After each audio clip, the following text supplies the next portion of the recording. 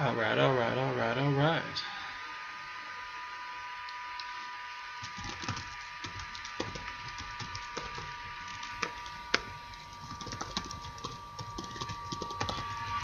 Alright, alright, alright, alright.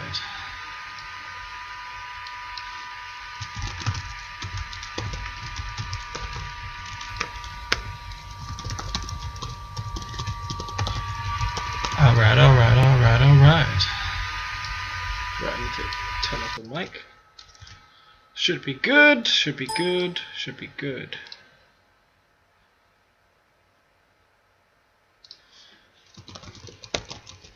Right, I'll start in a tiny fucking bit. Pardon mes français. We will start the patch analysis.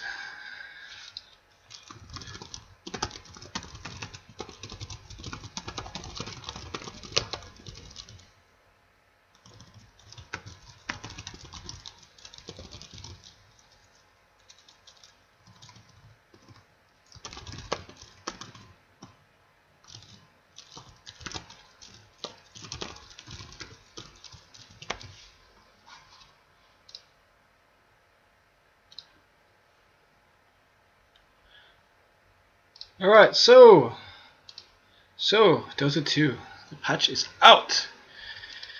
Got a brand new patch. Got a brand new shit to do. Looks really good. 6.84 is finally fucking here. After ages and ages. Just before TI, the International this year. Looking good, looking forward to seeing this.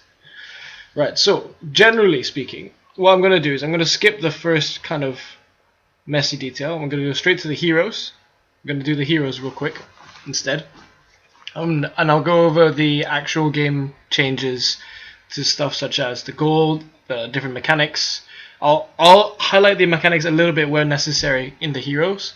But all the new items, all the new different mechanics in the gold in the game, which has been changed, I'll go over that another day. It's probably tomorrow. So I'll just do the cool part today because it's almost 2 a.m. and I'm really tired and I wanted to do this. So, okay. Hope you guys enjoy. And yeah, if you guys have any questions, there's a chat. Ask me anything. Alright, so let's start. Abaddon. Borrowed time can be cast while disabled, same as Morphling's Morph. So that means, which is really nice, actually, his ultimate, especially with his Aghanims, because it means now that when he gets initiated on like by Void or when he gets stun locked, he can still proc this whenever he likes and gain all the mana. If he's stun locked and he sees a Lina ulti or a Lion ulti coming in, he can just pop that ulti straight away and get the damage, like given straight to health. That's pretty good. It's a pretty decent update for Abaddon. It's a slight buff. It's pretty nice. Alright, Alchemist. So unstable concoction countdown can be seen by enemies. They got rid of that in the last patch. They got rid of the countdown being visual for all people. Now it's now only just friends. Now it will be by enemies. That's quite cool. Probably throws away the kind of predictability. So Alchemist, now you'll probably see Alchemist go into the trees more often to try and get that stun off, because it'll be very obvious when he's about to stun now. Now as an area targeting cursor. Okay, so actually, having said that, it doesn't really make a difference anymore, because instead of now being a targeted ability, you can just throw it on anywhere on the ground and it'll deal damage. That is actually pretty nice. That's pretty nice.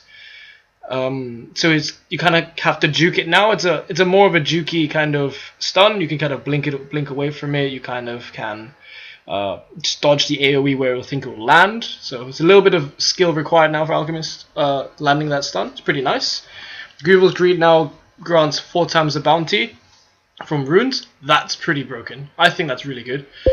I saw an image on Reddit earlier today. Basically what happens is, if Alchemist doesn't have any items at the beginning of the game and he picks up the rune with Grievel's Greed leveled, he basically starts the game with 1k gold.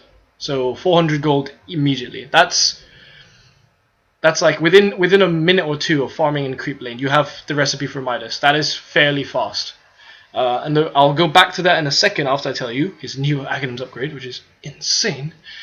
He can now cast Aghanims Aghanim Scepter directly to any allied hero to give Aghanim Scepter bonuses as a buff, so the hero upgrade. Scepter is consumed in the process. Multiple instances of this buff do not stack. Alchemist can target himself as well.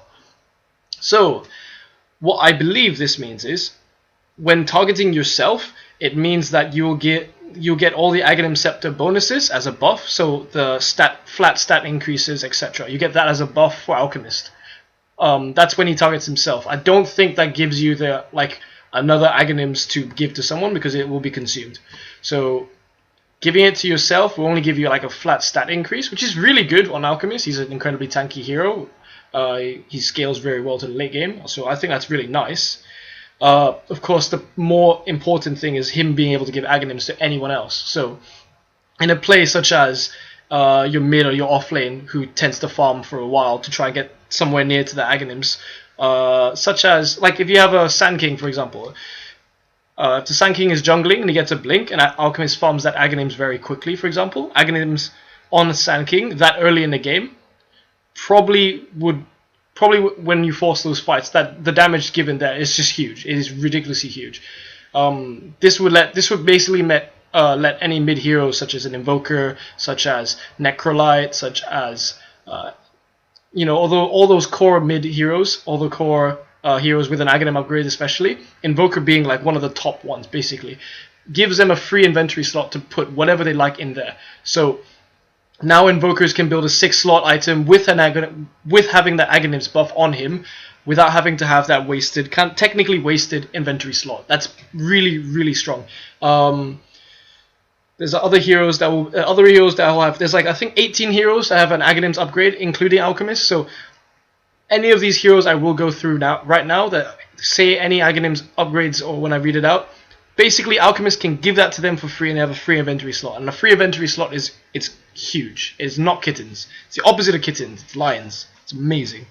So yeah, that Greevil's Greed, giving that extra gold bounty, that would probably aid getting these Aghanim Scepters, because Alchemist will probably be farming Aghanim Scepters for his whole team. So likely you'll be getting at least 5, probably minimum 3 Aghanims in a game with an Alchemist on the team.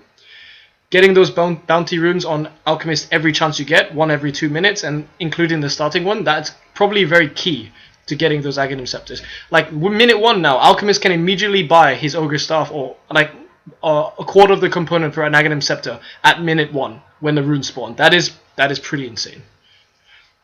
Alright.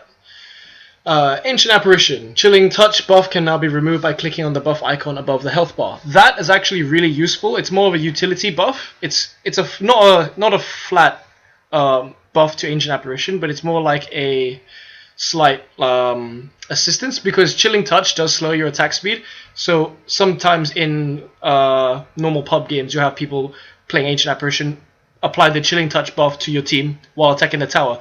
It doesn't give the bonus damage to the tower, so you're just slowing your attack speed. So in effect, you are slowing down the rate at which you can kill towers by right click. So being able to remove it now immediately, basically you can get the tower down a lot quicker. And sometimes you might need to do that. That's the only instance where I think Chilling Touch need to be removed quite quickly, because they do last quite a while. That's a nice thing about it, because it does last a long time, and the right click buff is very, very strong. So the fact that you can remove it now if someone made a bit of a boo-boo and made a mistake, that's nice. So Axe. Okay, Axe's Berserker Call cast point is increased from 0.3 to 0.4 seconds. So slightly longer startup for the Berserker's Call. Counter Helix now triggers when attacks land rather than when they start. Right, so beforehand, when you start the attack animation, it will proc a Counter Helix. Like, there is a percentage chance of it proccing a Counter Helix. Now, the attacks actually have to physically hit him. He has to lose some HP or whatnot in order for the Counter Helix to be procced. That means, essentially, he is slightly less tanky in the fight, because rather than being lucky to be able to get the spins off before he dies, he'll have to wait for them to hit and then get those spins off. So it forces him to take a little bit more damage before being able to do his spins, but it doesn't reduce him being able to spin at all, like in any shape or form. I think it's a slight nerf, but I don't think it's going to be a huge game changer. I think the Berserker's Call change is probably more more impactful than a counter helix, but it will have a slight degrading effect. Culling Blade, his ultimate movement and attack speed bonus is reduced from 40 to 30%. So yeah, another slight nerf. I wouldn't think he's bad anymore. Excuse me. I wouldn't think he's bad at because of these nerfs, but I think because he's got a lot of attention in the competitive scene, is kind of trying to throw him back into the pool a little bit, so he's less commonly picked up. So I think that stat change isn't massive. Usually when the Culling Blade comes out, either it's to secure a final kill during a gank, or trying to start. If they start a fight with a Culling Blade, the buff is pretty strong, especially if you've got like some of the very tanky or very fast, very DPS initiates on your team. So I think that's a fair nerf. I wouldn't think it's a big deal. But yeah, it is a nerf. So Axe slightly nerfed in this patch. So we go to Bane now. Bane, Brain Sap, mana cost is slightly reduced at all levels.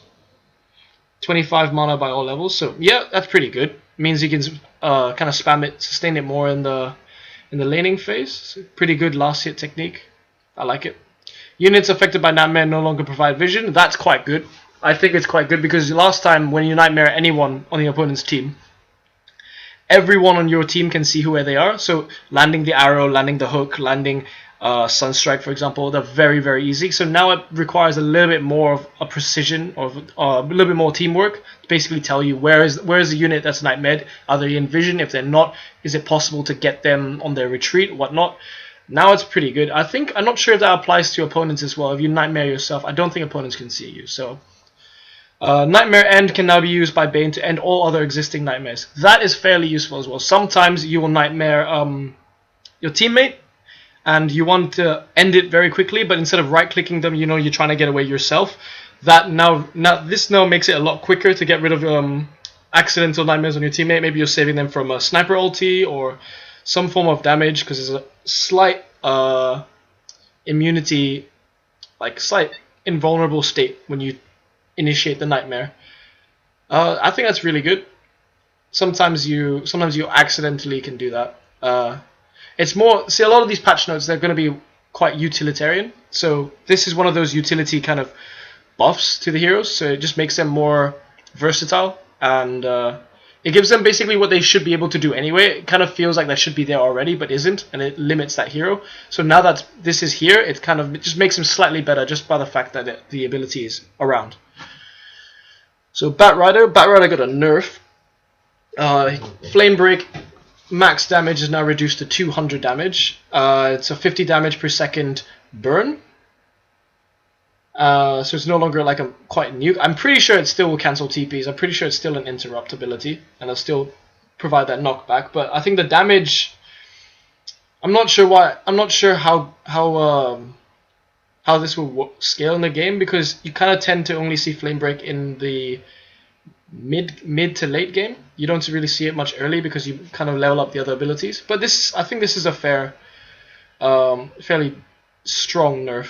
I mean, 100 damage gone from a Q, and it's no longer instant. I mean, it is a little painful. But it would prevent some blinks now, because it lasts for 4 seconds. You kind of have to endure it for a little bit longer, so blinks would be slowed down. I think it's quite nice to throw out a Flame Break now before fights to stop people from initiating upon you. That's pretty good. Firefly damage reduced at all levels by 10 damage as well. So yeah, Batrider's fairly all-round nerf there.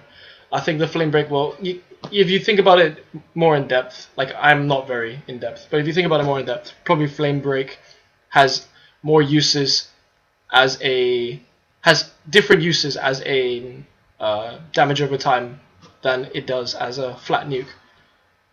I think it's pretty cool. Yeah, would really prevent initiations. Like if you imagine Axe being in the lane above you, and you're trying to stop him from jumping on your teammates, throwing that out now wouldn't prevent it for 3 seconds. It would prevent it, because the cooldown of the dagger would be 3 seconds. It would now prevent it for 7, because they will last for 4 seconds, and then 3 seconds more for the dagger to come off cooldown. So that basically ensures your teammates escape. So I think that's pretty good. Beastmaster base damage increased by 4. Broken.